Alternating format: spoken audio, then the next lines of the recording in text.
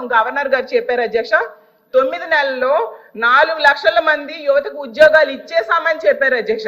ఎందుకంటే కల్పించబడినవి అన్నారు. అసలు ఏ శాఖలో కల్పించారు, ఏ కంపెనీల్లో ఇచ్చారు, ఎక్కడ ఇచ్చారో తెలియజేయాల్సిందిగా అడుగుతున్నాను అధ్యక్ష.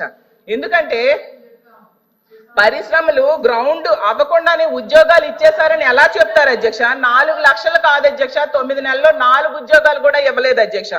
గతంలో జగన్మోహన్ రెడ్డి గారు ముఖ్యమంత్రిగా ఉండేటప్పుడు కేవలం 6 నెలల్లో 1,25,000 ఉద్యోగాలు ఇవ్వడం జరిగింది అధ్యక్ష. అసలు చంద్రబాబు నాయుడు గారు అధికారంలోకి వచ్చాక తొలి సంతకం డిఎస్సి మెగా డిఎస్సి మీద పెట్టారు అధ్యక్ష. 6 నెలల్లో మెగా డిఎస్సి అధ్యక్ష చాలా స్పష్టంగా 4వ పేజ్ ఒకసారి దయచేసి గౌరవ సభ్యురాలని చదవమంటున్నారు అధ్యక్ష. To date, investors have pledged investment of 6.5 lakh crores with an employment potential of over 4 lakh jobs. Potential. ఇచ్చామని ఎక్కడ చెప్పాం మేడం? మేము ఇచ్చామని చెప్పలేదు మేడం, ఇక్కడ పొటెన్షియల్ అని చెప్తున్నారు. ఎందుకు మీరు తప్పు రాసి చెప్తున్నారు అధ్యక్ష?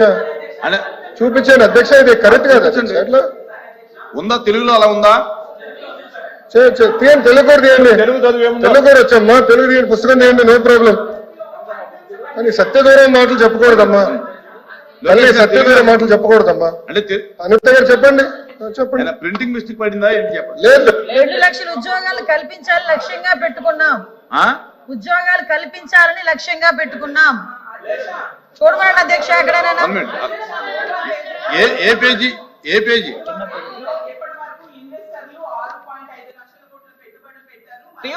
4 లక్షల మందికి ఉపాధి అవకాశాలు కల్పించబడినది స్పష్టంగా రాసుంది అధ్యక్ష. నేను అదే చెప్పాను అధ్యక్ష. నిన్న గవర్నర్ గారు ఈ రాష్ట్ర ప్రజలకు ఇచ్చిన సందేశం తీవ్ర నిరాశకు గురి చేసింది అధ్యక్ష. ఎందుకంటే ఈ 9 నెలల వాస్తవ పరిస్థితులకు గవర్నర్ గారి ప్రసంగం విరుద్ధంగా ఉంది అధ్యక్ష. అసలు ఈ రాష్ట్ర ప్రభుత్వం రాసిచ్చిన ప్రసంగంలో పూర్తిగా అవాస్తవాలు, అసత్యాలు ఉన్నాయి అధ్యక్ష. బహుశా గవర్నర్ గారు కూడా ఆ ప్రసంగం చూసి ఇలాంటి అవాస్తవాలు చదవాల్సి వస్తుందని మనసులో బాధపడి ఉంటారని అనుకుంటున్నాను అధ్యక్ష. ప్రతిరోజు అధికార పార్టీకి చెందిన నాయకులు బయట ఎలాంటి అవాస్తవాలు మాట్లాడతారో అవే ఆ ప్రసంగంలో రాసివ్వడం జరిగింది అధ్యక్ష.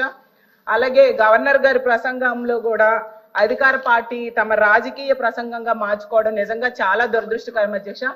వాస్తవ పరిస్థితులకు దూరంగా ఉందని ఎందుకు చెప్తున్నానంటే అధ్యక్ష, ఈ రాష్ట్రంలో జరుగుతున్న మోసపూరిత పాలనకు గవర్నర్ గారి ప్రసంగానికి అస్సలు పొంతం లేదు అధ్యక్ష. ప్రసంగంలో ఎక్కడ చూసినా కూడా అధ్యక్ష గొప్పలు చెప్పుకుంటూ ఈ ప్రభుత్వం డప్పులు కొట్టుకుంటూ ఉన్న పరిస్థితి కానీ ఈ రాష్ట్రంలో ప్రజలు మాత్రం తమ చెప్పులతో తాము కొట్టుకుంటున్నారు అధ్యక్ష. కూటమికి ఓటేసినందుకు అయితే అసలు ప్రజలు ఆ ఓటేసిన చేతులతో బూట్తో కొట్టుకుంటూ ఉండే పరిస్థితి అధ్యక్ష. 9 నెలల పాలన ఎలా ఉందంటే అప్పులు తెప్పలు అని చెప్పొచ్చు అధ్యక్ష. ఎందుకంటే ఈ రాష్ట్రానికి అప్పులు వచ్చాయి, ప్రజలేమో తెప్పలు పడుతూ ఉండే పరిస్థితి 9 నెలల్లో ఉంది అధ్యక్ష. అలాగే తీసుకుంటే రైతులు, విద్యార్థులు, మహిళలు, అన్ని వర్గాల వాళ్ళ జీవితాలు కూడా తలక్రిందులు అయిపోయాయి అధ్యక్ష. ఈ 9 నెలల పాలనలో తలక్రిందులు అయిపోయాయి అధ్యక్ష. కాంట్రవర్సీకి వెళ్ళకండి. ఈ ప్రభుత్వం మాత్రం గతంలో ఆ గవర్నర్ గారి ప్రసంగంలో చెప్పారు అధ్యక్ష, గతంలో విధ్వంసం జరిగింది, ఇప్పుడు మేము సుపరిపాలన అందిస్తున్నాము అని చెప్పారు అధ్యక్ష. అసలు సుపరిపాలన అంటే ఏంటి అధ్యక్ష నేను అడుగుతున్నాను అధ్యక్ష. అంటే సూపర్ 6 పథకాలు ఎగ్గొట్టడం సుపరిపాలన నేను అడుగుతున్నాను అధ్యక్ష. చరిత్రలో ఎప్పుడూ లేనట్టుగా 9 నెలల్లో 1,00,000 కోట్ల పైగా అప్పులు చేయడం సుపరిపాలన నేను అడుగుతున్నాను అధ్యక్ష. రోజుకి 50 మంది మహిళలపై అఘాయిత్యాలు, నేరాలు జరగడం సుపరిపాలన నేను అడుగుతున్నాను అధ్యక్ష. అలాగే బెల్ షాప్స్ ద్వారా మద్యం ఏరులై పారడం సుపరిపాలన నేను అడుగుతున్నాను అధ్యక్ష. అలాగే మెగా డిఎస్సి పై తొలి సంతకం పెట్టి 9 నెలలైనా కూడా అది పూర్తి చేయకపోవడం సుపరిపాలన నేను అడుగుతున్నాను అధ్యక్ష. అలాగే ఉద్యోగులకు డిఏ, పిఆర్సి, ఐఆర్ ఇవ్వకపోవడం సుపరిపాలన నేను అడుగుతున్నాను అధ్యక్ష. రైతులకు గిట్టుబాటు ధర ఇవ్వకపోవడం సుపరిపాలన నేను అడుగుతున్నాను అధ్యక్ష.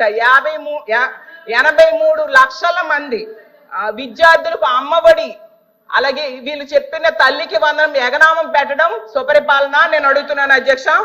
ఈ రాష్ట్ర ప్రజలకు రైతులు 53 లక్షల మంది ఉన్నారు అధ్యక్ష, వాళ్ళకి రైతు భరోసా ఎగ్గొట్టడం సుపరిపాలన నేను అడుగుతున్నాను అధ్యక్ష. ఈ రాష్ట్ర ప్రజలపై 15,000 కోట్ల విద్యుత్ భారం వేశారు అధ్యక్ష, అది సుపరిపాలన నేను అడుగుతున్నాను అధ్యక్ష. 13,000 కోట్ల విద్యుత్ ఛార్జీలు భారం వేశారు అధ్యక్ష, అది సుపరిపాలన నేను అడుగుతున్నాను అధ్యక్ష. అలాగే 60% నిత్యావసర సరుకులు ధరలు పెరిగాయి అధ్యక్ష ఈ 9 నెలల్లో. దాన్ని సుపరిపాలన అంటారా అని నేను అడుగుతున్నాను అధ్యక్ష.